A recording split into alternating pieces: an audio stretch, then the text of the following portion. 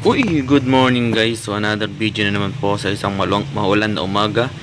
So ito is tungkol sa kung paano mag-charge ng dalawa o higit na battery sa iisang solar setup.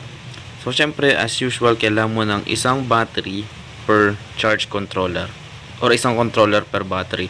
So dito, since parehas tong battery na to, pwede siyang i-parallel. Pero what if meron kang ibang battery na hindi mo pwedeng i-parallel kasi magkaiba sila, gaya ng lead acid at LiFePO, or ito is battery ng motor. So hindi mo siya pwedeng i-parallel or i-series sa mga ibang battery kagaya nito kasi masisira ang isa. So paano mo siya gustong i-charge? Then ang problema is isa lang yung panel mo. So don't worry, this video na to is panoorin mo para malaman mo. So sa bawat battery na gusto mong i-charge, kailangan mo na isang controller para maihiwalay niya yung connection ng battery mo sa ibang battery. Okay lang yung kahit isa lang yung panel mo, walang problema. Kasi minsan naging medyo hayop ka, ang dami mong gustong battery pero panel mo isa lang. So kailangan mo ng isang controller. Maraming mumurahing controller gaya nito, nasa 200 lang to, ito nasa 300, yung iba 500. So pwede kang gumamit ng ganito para may charge. And ganoon din sa battery ng motor, battery ng kotse. As long as rechargeable siya, pwede mo siyang i-charge sa mga controller mo. Isa lang kailangan mong gawin, gamit ka ng splitter gaya nito. Ito yung splitter na to is ito yung sa panel para maghiwalay yung connection. Then yung battery mo ngayon is i-connect mo sa isang nakahiwalay na charge controller gaya nito.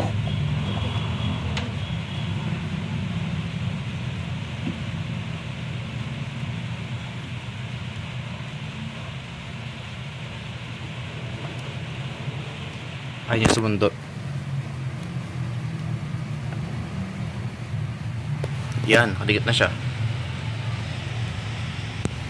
Ayun yung reading niya, 12 volts. So lobat siya kasi ginamit na namin siya kagabi. Naggala kami sa mga parke-parke. Sinaksak ko dyan yung clip fan, yung ilaw namin sa gabi, kaya nalobat. Ayun siya. Hindi man siya totally critical pero gusto ko na siyang i-charge ngayon. Ang problema dito sa 342nd floor ng bahay namin is ito lang yung setup na nakakabit. Kasi ito lang yung pinakataas. So nandito lang siya. Maikli lang yung kable papuntang panel. So nagtagpi-tagpi lang ako. So dito ko siya i-charge, hindi na doon sa baba. So ito siya. As you can see, nag-charge tong isa. Dito siya nakakonect. So ngayon, itong isa na galing sa controller, ikakabit ko lang din dito. Ganun lang din siya. So ikakabit ko na siyang ganun. The usual connection lang kung paano nagkakabit. Yung positive ng controller, ilalagay mo lang din sa positive nung sa panel dito. So meron siya. So napakasimple lang. Connect mo lang din siya positive, papunta sa positive neto, na nakakonect din sa positive neto. Ganun din sa negative. Then another setup lang siya dito. So parang bukod lang siya, pero kumakabit siya sa etos ng iba. So ganun siya. And as you can see, nagcha-charge na siya. So yung charging speed niya is maulan ngayon, so mababa. Ano, wala pa rin siyang reading kasi maulan. And anong oras pa lang, time check 7 AM. So wala pa talaga siyang harvest. So mamaya siya, and iwan ako lang siya overnight na nakaganyan. And ganun din dito sa isang battery na to.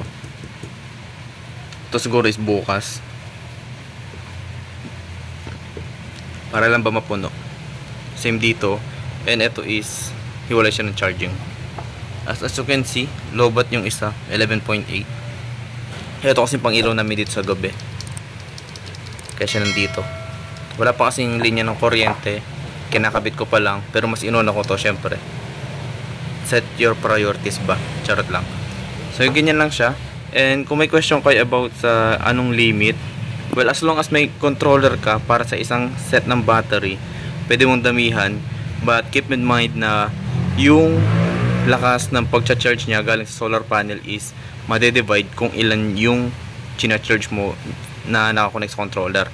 So for example, eto, nag-harvest siya ng 1 amps. Kinonect ko siya sa dalawa. Sumahati siya sa dalawa, magiging 0.5 na lang. So may tig 0.5 sila. Kung nag-harvest ka naman ng 3 amps yung sa isang solar panel, and meron kang tatlo, so madidivide siya sa 3, so tig 1 amp sila. So ganun lang yon. And also make sure na yung solar panel mo is kakayanin ng mga controller mo. Kung example, kung tong controller na to is dinesenyo lang siya para sa 12 volts and 24, then binigyan mo siya ng 48 volts, so hindi niya kaya. Kasi yung 12 volts and 24 volts na ganito is PWM, meron lang siyang limit na maximum voltage. Yung mga ganito is nasa 20 lang ata. Pag kinarga mo siya ng 40 volts, yung ibang ganito is masira na, including tong dalawang to. Kasi tinignan ko, hindi nila kaya yung 40 volts pataas na solar panel.